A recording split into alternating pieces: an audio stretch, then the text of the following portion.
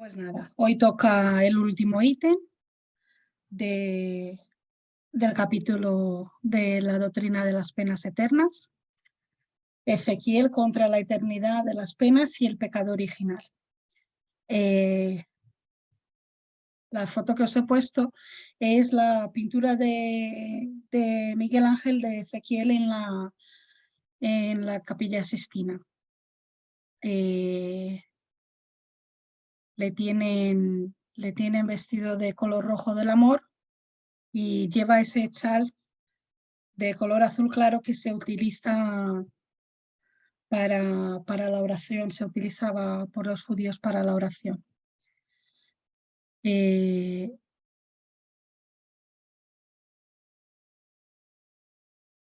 Aquí en la bóveda es donde está esta pintura, donde también tienen referencias a Moisés, otro profeta anterior a Ezequiel. Voy a poner el texto primero para que lo leamos y luego ya lo vamos hablando de él, ¿vale? A quienes pretenden encontrar en la Biblia la justificación de la eternidad de las penas, podemos oponerles los textos contrarios, que no admiten ninguna ambigüedad al respecto.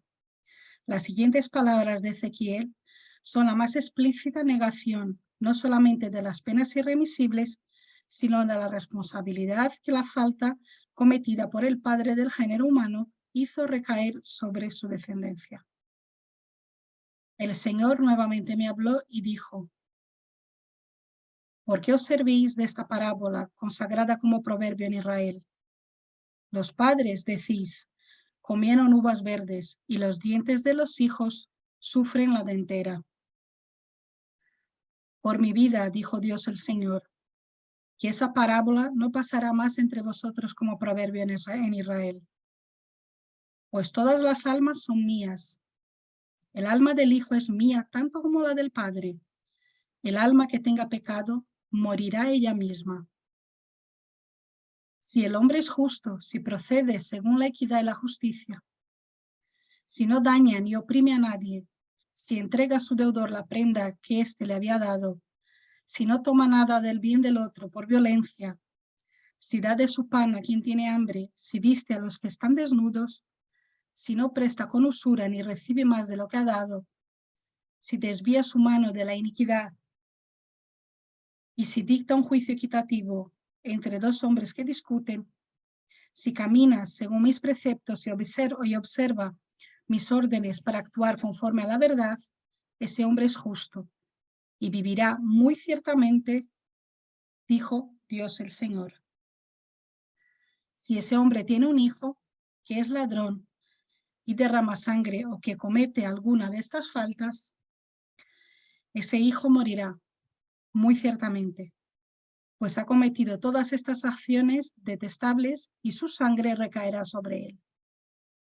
Si ese hombre tiene un hijo que viendo todos los crímenes cometidos por su padre se aterroriza y evita imitarlo, ese hijo no morirá por causa de la iniquidad de su padre, sino que vivirá muy ciertamente. Su padre, que oprimió a los otros con calumnias y que cometió acciones criminales en medio de su pueblo, murió por causa de su propia iniquidad.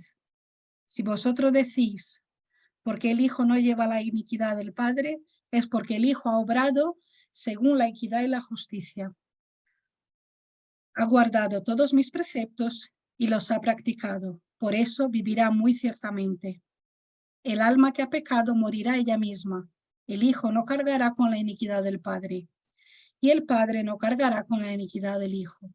La justicia del justo recaerá sobre él mismo, y la impiedad del impío recaerá sobre él mismo. Si el impío hace penitencia de todos los pecados que ha cometido, se observa todos mis preceptos, y si procede según la equidad y la justicia, él vivirá ciertamente y no morirá. Yo no me acordaré de todas las iniquidades que haya cometido. Él vivirá en las obras de la justicia que haya practicado. ¿Acaso deseo la muerte del impío? Dice Dios el Señor. ¿No deseo más bien que se convierta y que se aparte del camino del mal y que viva? Decidles estas palabras. Por mi vida, dice Dios el Señor, que no quiero la muerte del impío, sino que el impío se convierta y que deje su mala vida y viva. Estas palabras son del profeta Ezequiel. Voy a empezar a hablar un poquito de quién fue Ezequiel para luego poder llegar al resto de las conclusiones.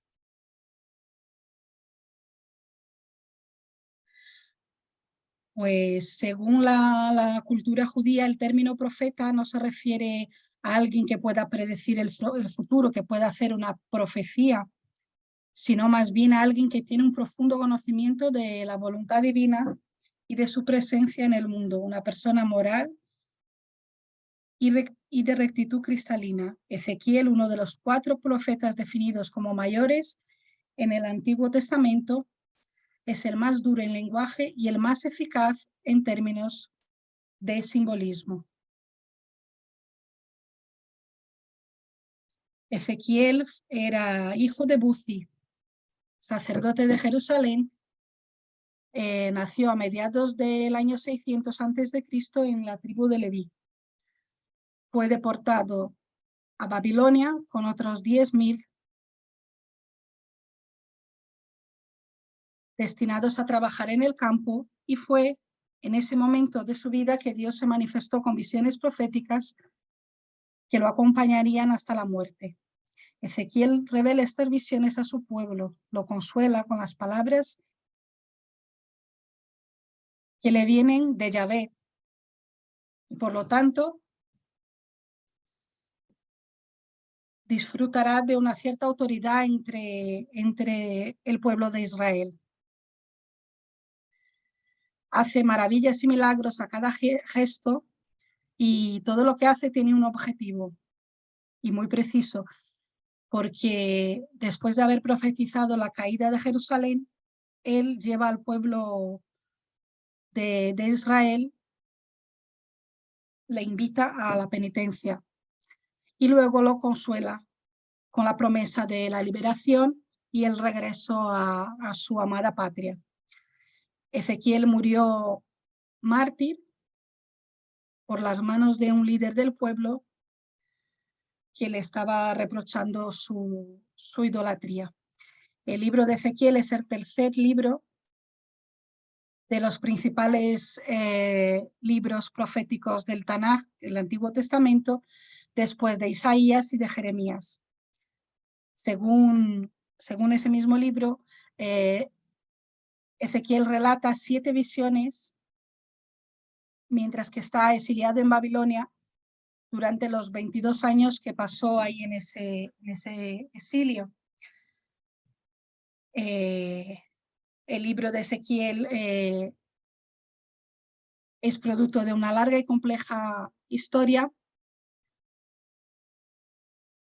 que no, como ocurre con muchos textos tan antiguos, al final va sufriendo modificaciones y no preserva las palabras exactas del profeta, ¿no? Las visiones que tiene Ezequiel se estructuran en torno a 3 temas: al juicio de Israel, al juicio de las naciones y las bendiciones futuras que vendrán para Israel. Estos temas incluyen la presencia de Yahvé, el Dios de Israel, la pureza, la misión de la nación de Israel como comunidad y como pueblo divino, su influencia después del exilio incluyó también las tradiciones místicas y apocalípticas del judaísmo. Ezequiel es considerado como un puente entre 2 épocas de la historia de Israel, la anterior y la posterior, desde el punto de vista de las escrituras. Y se le ubica entre Jeremías y Daniel.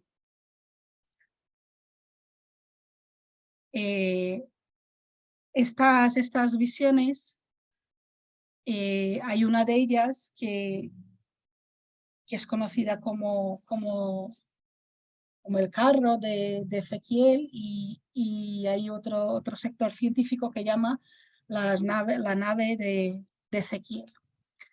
El texto de Ezequiel dice: vi una gran nube, en medio de ella un fuego ardiente irradiaba luz, y en el centro era como de metal incandescente. En medio del fuego había 4 seres vivos con forma humana. Sin embargo, cada uno tenía 4 caras y 4 alas. Entre los seres había como carbones ardientes. Se diría que había un baile de antorcha entre esos seres. El fuego iluminaba y del fuego surgían relámpagos. Esos seres iban y venían como el relámpago. Al mirar bien a esos seres, vi que en el suelo había una rueda al lado de cada uno de ellos. Estas ruedas centellaban como piedras preciosas, y las 4 tenían la misma forma. Cuando los seres avanzaban, las ruedas avanzaban al lado de ellos. Cuando se elevaban desde la tierra, también se elevaban las ruedas. Por encima de los seres se veía como una plataforma de cristal resplandeciente. Bajo la plataforma, sus alas se erguían paralelas unas a otras. La luz que rodeaba tenía el aspecto de un arco iris que se ve en las nubes en los días de lluvia. Esa visión era una imagen de la gloria de Yahvé. Cuando lo vi, me tiré de bruces al suelo y oí entonces una voz que me habló. Es decir, Ezequiel tuvo esa visión. Como podéis ver aquí al lado izquierdo hay varias versiones de esa visión, y la última de abajo, las 2 últimas de abajo de la izquierda, sobre todo la última de abajo de la izquierda, pues ha sido interpretada luego por científicos como que Ezequiel había visto alguna nave espacial de otro planeta. Incluso aquí pongo la portada del libro de Joseph Blumrich del año 2002, que este señor era jefe de diseño de sistemas de la NASA y decidió escribir, antes de escribir el libro, lo que él quería era derribar la hipótesis que habían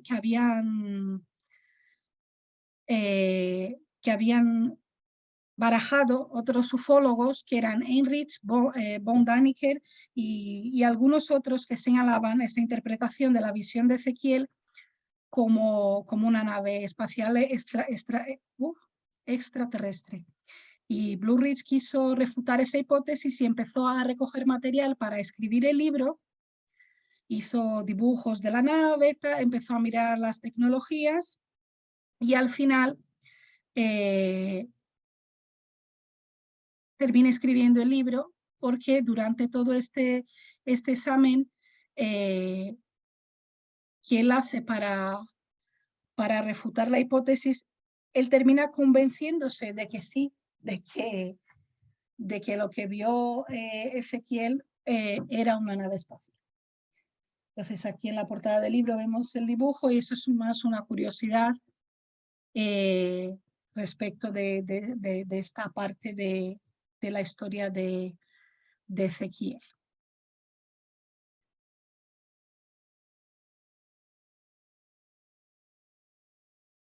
Vamos a hablar de Moisés, que fue anterior a Ezequiel, mucho antes, porque Moisés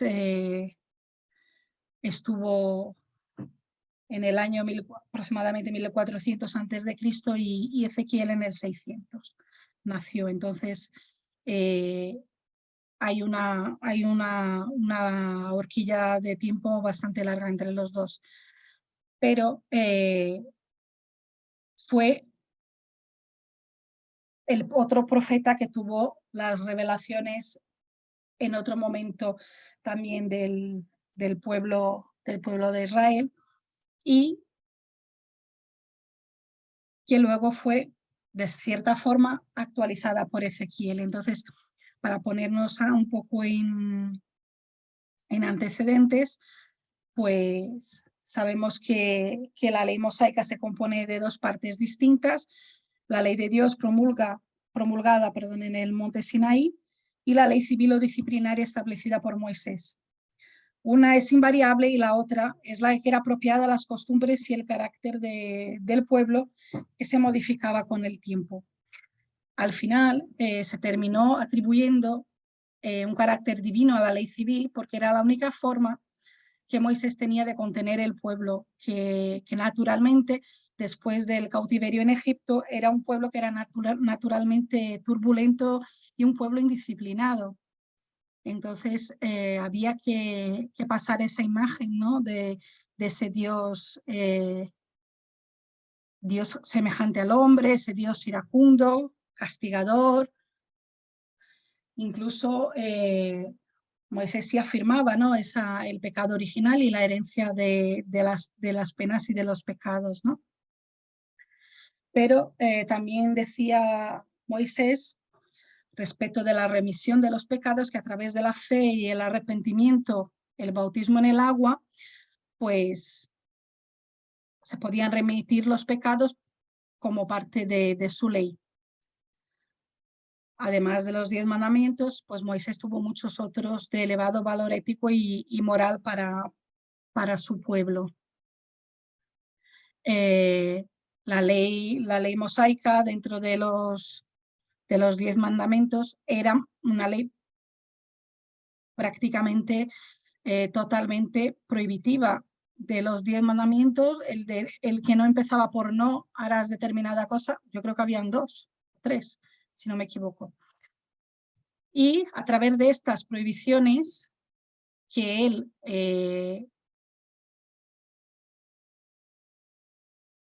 traía desde esos mandamientos divinos, él regulaba los castigos de la justicia ordinaria.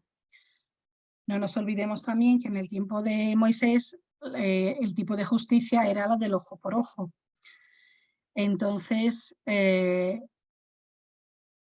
era una forma, era un pueblo sangriento y muy lleno de rabia. Entonces la única forma de apaciguarlos era decir que todas estas penas o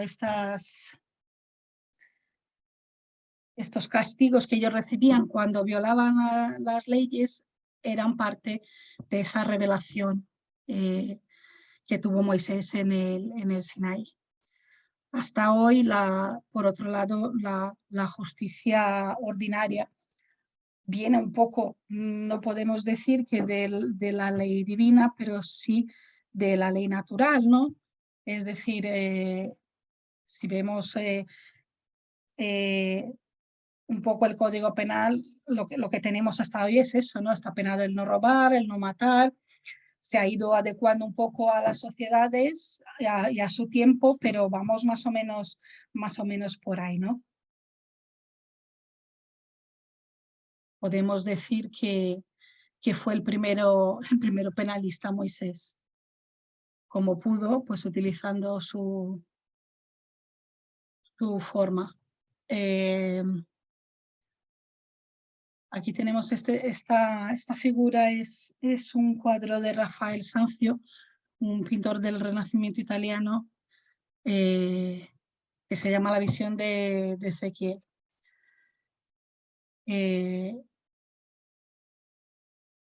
Aquí lo que intento haceros llegar es la ley de Moisés, la ley de Ezequiel, el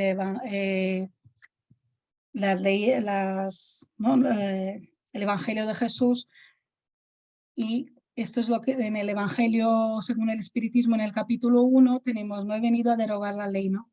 Y nos dice Mateo: no penséis que he venido a derogar la ley de los profetas, no he venido a derogarlos, sino a darles cumplimiento.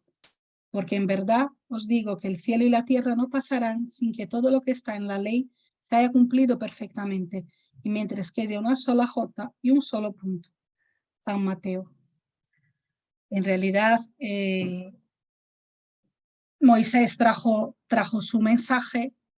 Ezequiel, si, como hemos visto, lo que hemos podido leer, ya lo ha ido aclarando y atemperando un poco respecto del pecado original y de la eternidad de las penas, ¿no?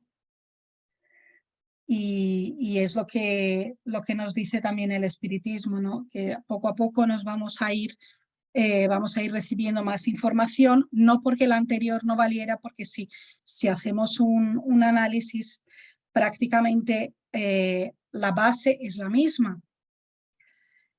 Es verdad que Moisés no decía que amara al prójimo, pero de una cierta forma decía que no se hiciera mal al otro, ¿no?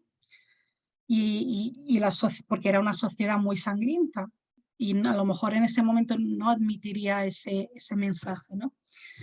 Entonces, poco a poco, como hemos visto a lo largo de todo este capítulo, yo creo que todos los compañeros hemos hablado más o menos lo mismo, ¿no? Que el mensaje ha ido poco a poco adecuándose a cada época.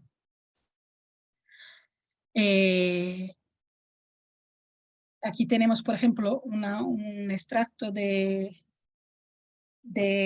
mensaje de Ezequiel, matizando, ¿no? Podemos ver matizando el mensaje de Moisés y va adecuando el mensaje, ¿no? Y pone: por mi vida, Dios dijo Dios el Señor, que esa parábola no pasará más entre vosotros como proverbio de Israel. Hablaba de los dientes y de las uvas y la dentera, ¿no? De padres a hijos. Pues todas las almas son mías. El alma del hijo es mía como la del padre. El alma que tenga pecado morirá ella misma. Es decir, Dios dice que por él mismo, que él lo está diciendo, que eso no pasará, ¿no? Aquí no entiendo yo que lo que nos está trayendo también Ezequiel es esta imagen del Dios justo, ¿no? Ya intentando quitar esa idea del Dios iracundo, del Dios castigador que nos traía Moisés, más acorde con el mensaje del espiritismo del capítulo primero del libro de los espíritus, del capítulo 1, que habla de Dios, ¿no? Dios es eterno, inmutable, inmaterial, único, todopoderoso y soberanamente justo y bueno. La providencial sabiduría de las leyes divinas se pone de relieve así en las cosas más pequeñas como en las más grandes, y esa sabiduría no permite dudar ni de su justicia ni de su bondad. Es decir, aquí lo que nos traslada la idea de Dios, ya aquí que nos traslada Ezequiel, y sus atributos es muy distinta ya a esta idea que nos traía Moisés. Otro extracto del texto de Ezequiel, que nos dice que el alma que ha pecado morirá ella misma. El hijo no cargará con la iniquidad del padre y el padre no cargará con la iniquidad del hijo. La justicia del justo recaerá sobre él mismo y la impiedad del impío recaerá sobre él mismo.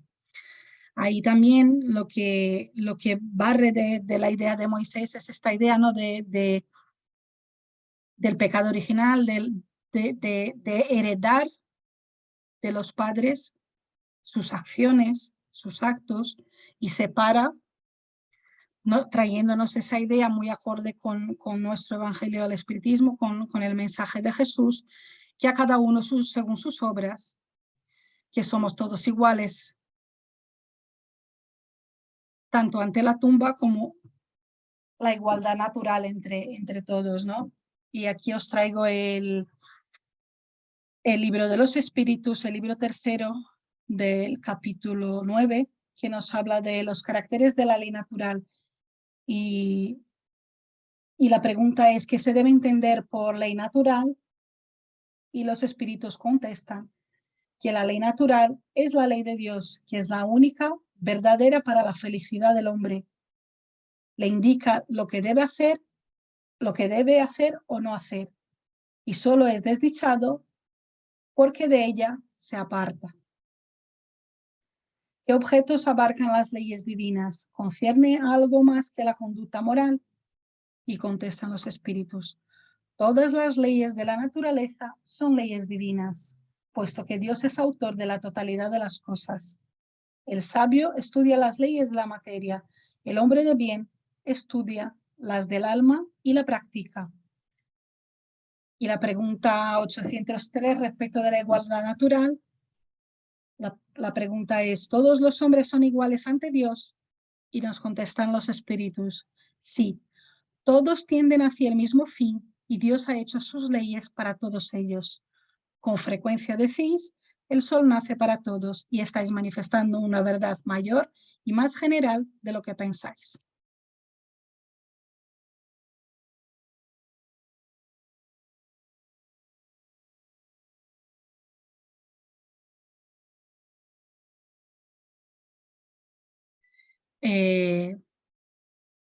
También nos habla en ese texto sobre el bien y el mal. La pregunta 629 nos dice, ¿qué definición se puede dar de la moral? Y nos contestan los espíritus que la moral es la regla para conducirse bien. Vale expresar la distinción entre el bien y el mal. Se basa en la observancia de la ley de Dios. El hombre se comporta bien cuando hace todo con miras al bien de todos, porque en tal caso está observando la ley de Dios. Es decir, estos principios hemos visto en este texto de Ezequiel, ¿no? Siempre hablando que si la conducta moral de esa persona es correcta, si esta persona sabe diferenciar el bien del mal, pues ella va a ser juzgada, o por así decirlo, ¿no? va a recibir conforme sus obras, ¿no? Incluso llega en un momento del texto a decir que también se premia, aunque hayas obrado mal, si en un determinado punto rectificas y empiezas a obrar bien, que eso también se considerará, que esto también es parte de eso, ¿no? De dar a cada uno según sus obras y de esa justicia divina y de este Dios justo y soberano, ¿no? Y la pregunta 630 nos dice, ¿cómo podemos distinguir el bien del mal? El bien es todo aquello que está de acuerdo con las leyes de Dios, y el mal todo lo que de ellas se aparta. Así pues, realizar el bien es conformarse a la ley de Dios. Hacer el mal es infringir dicha ley. Y la 631 dice, ¿tiene el hombre de por sí los medios para distinguir lo que está bien de aquello otro que está mal? Dicen los espíritus. Sí, cuando cree en Dios y quiere saberlo. Dios le ha concedido la inteligencia para discernir lo uno del otro.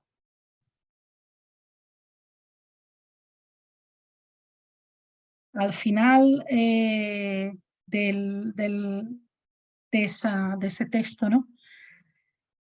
De Ezequiel nos decía, ¿no? Diles, vivo yo, declara el Señor Dios, que no me complazco en la muerte del impío, sino en que el impío se aparte de su camino y viva.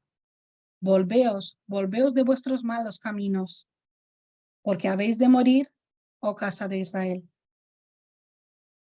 Es decir, no solamente está diciendo que quiere que siga el buen camino, como dice, que vuelva de los malos caminos, que corrija su forma de actuar, ¿no? Yo he visto claramente esa invitación de Ezequiel al progreso de las almas, a la ley del progreso que tenemos en nuestro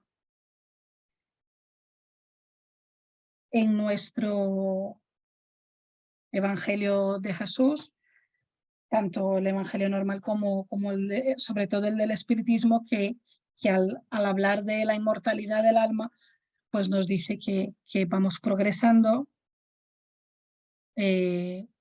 encarnación tras encarnación y que siempre podemos rectificar, ¿no? Y la pregunta 781 del libro de los Espíritus nos dice: puesto que el progreso es condición de la humana naturaleza, nadie tiene poder para oponérsele. Es una fuerza viva que las malas leyes pueden retrasar, pero no ahogar. Cuando esas leyes se tornan incompatibles con él, el mismo progreso las arrastra, junto con todos aquellos que se esfuerzan por mantenerlas vigentes. Y así seguirá ocurriendo hasta que el hombre haya puesto sus leyes de acuerdo con la justicia divina, que desea el bien para todos y no admite leyes sancionadas por el fuerte en detrimento del débil. Esa invitación, ¿no?, a seguir en la dirección de las leyes divinas, pero poco a poco y con la mirada atrás somos capaces de ver esa trayectoria a través de la sociedad, ¿no? Ese avance en el respeto hacia el otro y los derechos que poco a poco se han ido consiguiendo para las sociedades y que van avanzando según se van modernizando las sociedades y nosotros también como humanidad vamos avanzando en inteligencia y en comprensión. La pregunta 783 dice que el hombre no puede permanecer para siempre en la ignorancia, porque debe llegar a la meta que la providencia le señala. Así pues, se va ilustrando por la fuerza misma de las circunstancias. Las revelaciones morales, como las sociales, se infiltran de manera paulatina en las ideas, germinan durante siglos y después estallan de súbito y hacen que se desplome el carcomido edificio del pasado, que no armoniza ya con las nuevas necesidades y las aspiraciones también nuevas. Con frecuencia el hombre no ve en esas conmociones más que la confusión y el desorden momentáneos que lesionan sus intereses materiales, pero aquel que eleva el pensamiento por encima de su propia persona admira los designios de la providencia, que del mal hace surgir el bien. Es la tempestad que purifica la atmósfera después de haberla agitado. Y yo creo que podemos concluir, ¿no?, ese avance, esas revoluciones morales y todos estos cambios desde Moisés, de Ezequiel, la venida de Jesús, la revelación del espiritismo y todo lo que nos ha ido trayendo el Padre para ir ilustrándonos y enseñándonos la verdad, poco a poco ha venido y siempre acorde a nuestra evolución como sociedad, a nuestra inteligencia, pero podemos concluir que el extracto, que el meollo del mensaje era, con determinados matices, casi el mismo, ¿no?, el fondo, y que poco a poco se han ido quitando esas partes accesorias que eran típicas de cada sociedad en su momento, ¿no?